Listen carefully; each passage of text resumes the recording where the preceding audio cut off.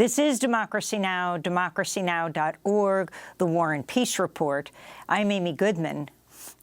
Writer and actor, as we continue to look at the climate emergency, we turn to Southeast Africa, where Tropical Cyclone Freddy has killed over 500 people in Malawi and at least 66 people in Mozambique. Over 500,000 people have been displaced.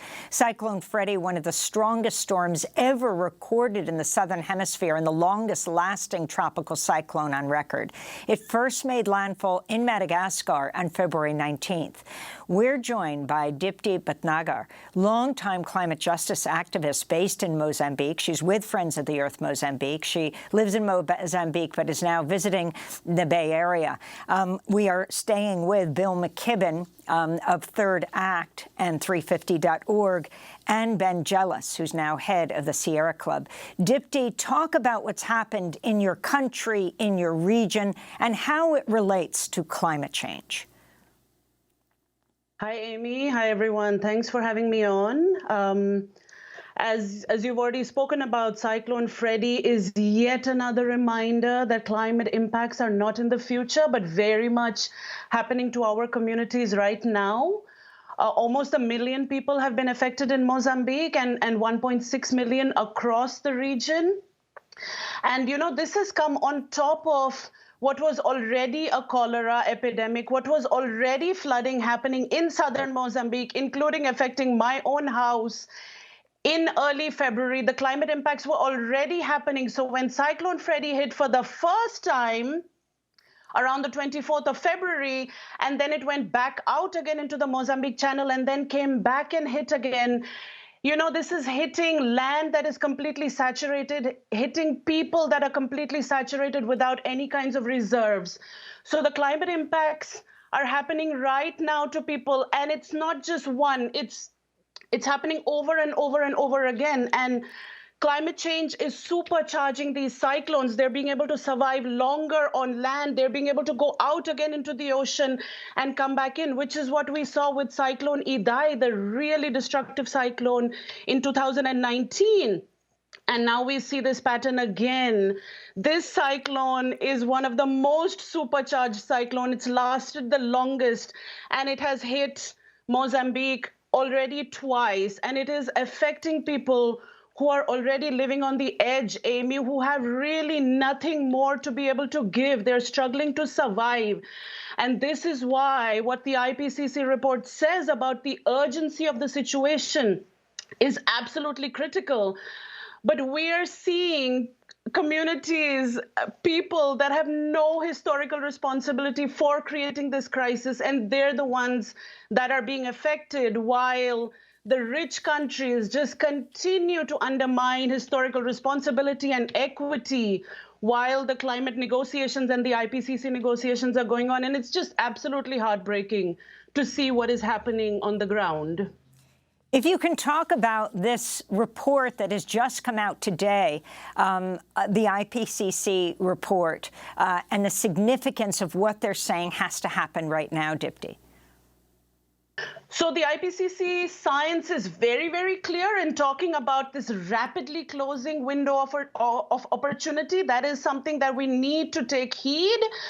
As Bill was talking about, we're seeing expansion of fossil fuels, not just in the Arctic, in Alaska with the Willow Project, absolutely shocking, but also in Mozambique, one of the countries most affected by the climate crisis, is also where one of the largest gas fields that has been found anywhere in the world in the last 10 years has been found, and Total and others are going ahead with it. And the Mozambican government is also complicit. So we need to be stopping dirty energy everywhere in the world. And my group, which is Justiça Ambiental, I'm actually on sabbatical from Friends of the Earth International. I'm representing Justiça Ambiental, Friends of the Earth Mozambique. And my group has been fighting against oil and gas in northern Mozambique since 2007, working in the province of Cabo Delgado, where fossil fuels are not only causing climate change, but they're displacing communities, they're causing human rights violations, they're triggering conflict and militarization and insurgencies all across the continent, including in Mozambique. So this is what we need to be fighting against. And the IPCC definitely talks about the need for emissions reductions. But one of the things that's really scary, Amy, is that this whole notion of carbon dioxide removals is playing such a key role now in the IPCC report. And this is really problematic because this is opening the door to false climate solutions, false solutions. This is not the way to go. And what this is going to do is they're talking about overshoot. The word overshoot appears 23 times in the summary for policymakers in the IPCC report that's released today. And what they're trying to say is, oh, don't worry, we could cross 1.5 degrees Celsius average global temperature rise, but we'll bring it back down. We might have an overshoot. We'll bring it back down with carbon dioxide removal. And this is really dangerous because how are they going to do the removal? Why are they doing the removal? Because they do not want to stop fossil fuels. They want to continue business as usual. The elites want to continue to gain in the ways that they're doing. And what they're going to do and what they're already doing is grab lands and forests from communities in the global south, including in Mozambique, to be able to offset these emissions. And it's going to create another crisis on top of the fossil fuel crisis that we're seeing in Africa and the climate impacts that we're already seeing. So we need to be so wary and push against these carbon dioxide removal and these false solutions. And we say, stop emissions at source, count consumption emissions, deal with historical responsibility, finance for communities. This is how we will be able to deal with the climate crisis and stop people suffering. I wanted to bring Bill McKibben in on the United Nations issuing its final warning that the world is facing its last chance to prevent catastrophic global warming. The UN's Intergovernmental Panel on Climate Change, or IPCC, that Dipti is referring to, said Monday, every increment of warming will amplify impacts already felt by millions worldwide. Talk about what stood out most for you in today's report. What stood out most for me was the fact that in some ways there's nothing new there. Look, Amy, I wrote the first book about all of this back in 1989, and there really isn't anything that we know now of great importance that we didn't know then. That means that if you're reading that report and you're feeling desperate about it, really the only thing that makes a difference at this point is to get up and say something, to act. That's why people will be out in the streets today, and some of it will be fun, We've got orcas eating credit cards in Seattle and Bigfoot bashing credit cards in Portland, and in Alaska they're cutting up credit cards with chainsaws, and people on rocking chairs here in D.C. That's the kind of response that we need from people all over the world. Because, look, otherwise it's just words on paper. Everybody's heard it at this point. Everybody understands that we're in a desperate fix. The good news, and this really is the good news, that fix is no longer necessary in any way. We live now on a planet where the cheapest way, all of a sudden, to generate power is to point a sheet of glass at the sun. The only reason we're not making change fast is because, as our colleague from Mozambique points out so beautifully, it's in the interest of the fossil fuel industry to keep digging stuff up and setting it on fire. We don't need to. The good Lord hung a large ball of burning gas 93 million miles up in the sky, and we now know how to make full use of it, and we could. That's what we're pushing for today, a dramatic change in investment away from coal and gas and oil and towards sun and the wind and the batteries to store them when the sun goes down and the wind drops. That's our future if we choose to seize it. If we don't, then every grim line on those graphs in that UN report is going to come to life and haunt our kids for their entire lives. Vangelis, I'm wondering if you can take us on a through line from the IPCC warning today, back to when you began as a journalist in Mississippi covering Cancer Alley, through to East Palestine, where we see this massive dump of chemicals from the fossil fuel industry and this train derailment contaminating an entire community, how this all links to climate change. You know, the biggest subsidies in the history of our country of industry has been our government's willingness to declare most places and most people, all people of color, and frankly, most white people too, because most white people are working class or poor, as disposable. And you see it in places like Mississippi.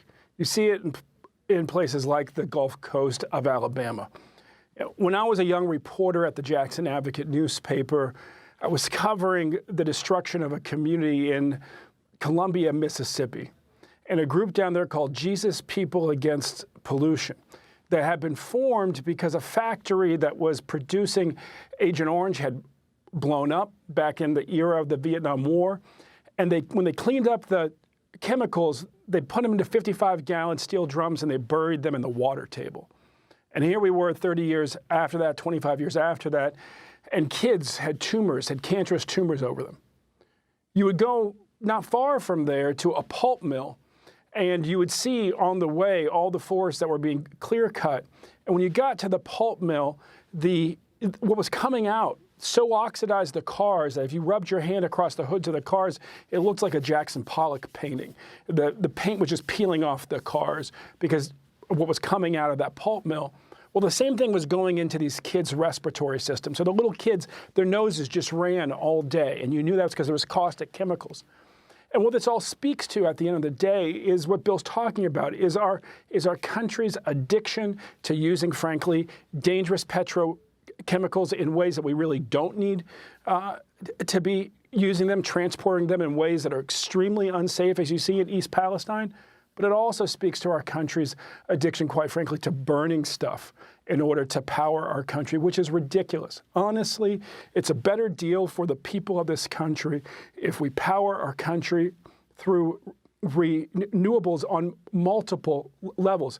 It's healthier, absolutely. It's healthier for the climate. It creates more jobs here. It keeps more money in people's pocket.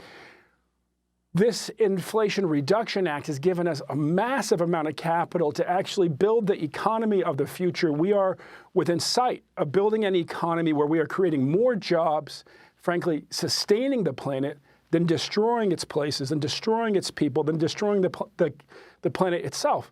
And what we need the banks to do is to do what they do when they're at their best, which is to bet on a better future for all of us.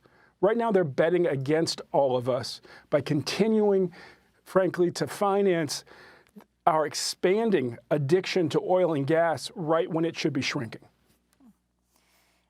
Bill, you're right. It took decades to force banks to abandon racist redlining. We don't have decades to avert catastrophic climate acts. We just recently came from the UN Climate Summit in Egypt in Sharm el-Sheikh. There, you're not allowed to protest inside the COP without permission. Now you're protesting outside the banks, cutting up your credit cards. Your new group is called the Third Act, old and bold. What is the third act that you will be taking on around climate change? Well, the Third Act recognizes that young people have been providing the climate leadership. Young people and people from frontline communities, indigenous communities. What they lack sometimes is the structural power to force change at the pace that we need. Older people have structural power coming out our ears. There's 70 million Americans over the age of 60. That is a sleeping giant. That's more people than live in France. And multiply it by some factor, because we all vote. There is no known way to stop old people from voting. And not only that, we ended up with a lot of the resources. The boomers and the silent generation have something like 70% of the country's financial assets. So if you want to push around Washington or Wall Street, it's probably good to have a few people with hairlines like mine. And in the last year, since we've started Third Act, Amy, people have been showing up everywhere. And now they're building beautiful coalitions with the Sierra Club, with Stop the Money Pipeline, with all our other partners. There's 50 groups, including youth from all over the country, the Sunrise Movement and Fridays for the Future. I just heard from Greta Thunberg overnight saying, good luck and go for it. Everybody's pitching in to make today the beginning of a big campaign to hold capital really accountable. Look, this is a overwhelming force in the life of the world, as we've learned in the last couple of weeks watching these bank escapades. We need them acknowledging risk of all kinds, financial risk, and also the overwhelming risk to our planet, our species, our civilization that comes in the form of climate change. We need them to remember that the economy is a subset of the Earth and not the other way around. If we can get that message through, if we can remind people today of the connection between cash and carbon, literally, somebody who has $125,000 in those banks is producing more money because it's being lent out for pipelines and frack wells than all the cooking, flying, heating, driving, cooling that an average American does in a year. $5,000 in the bank produces more carbon than flying back and forth across the country. So we need these banks to start acting responsibly, and we need it, well, the IPCC said, we're in the last act of this drama unless we stand up and move fast. That's one of the things that third act is really about. And finally, Dipti Bhatnagar, I want to ask you about another major story out of Mozambique, the recent death of the popular rapper, the cultural icon, Azagaia, just 38 years old, inspired so many with his music, singing about injustice, about mistreatment of people by authorities, poverty, social injustice, climate change. His death sparking protests in Mozambique, which authorities have violently suppressed. Your piece just came out in Arts Everywhere, headlined "The Death of a Mozambican Rapper and Revolutionary." As we go out of this discussion, tell us about Azagaia. Thank you for playing his music. I was at what turned out to be Azagaia's last public concert in December of 2022 in Maputo City. And, we were talking earlier about Cyclone Freddy and the climate impacts that are already happening. And of course, there's multiple interrelated crises that people in Mozambique are facing. 60% of the people do not have access to electricity. The Human Development Index is so low. In a context like this, someone like Azagaia, a revolutionary, a rapper, uses his love for hip hop and rap to bring these messages of injustice, but also hope to the youth. And, Bill was so beautifully talking about mobilizing older people. What Azagaia has managed to do is to ignite the youth, not just in Mozambique, but in the Portuguese-speaking world. Unfortunately, all of his music is in Portuguese. But it's so beautiful, the way that he ignited young minds, and he passed away less than 2 weeks ago. But what has happened in Mozambique since then has been an absolute travesty, because what we have seen is the youth being ignited and mourning and coming onto the streets in a place where it isn't easy to protest on the streets. I'm so glad these protests are happening in DC, Portland, all over in the US. In Mozambique, we do not have the right to just come onto the streets, like in Egypt, Amy, which you spoke about. And, when we were in Egypt at COP27, at the climate negotiations last year, we said no climate justice without human rights. And that rings true in Mozambique today, because there was an authorized march on Saturday where the youth wanted to come on the streets and mourn publicly the loss of their cultural icon, their revolutionary. And the police responded with brutality and tear gas and assaults and arrests. My own partner got hit in the back with a tear gas cartridge. And why is this important?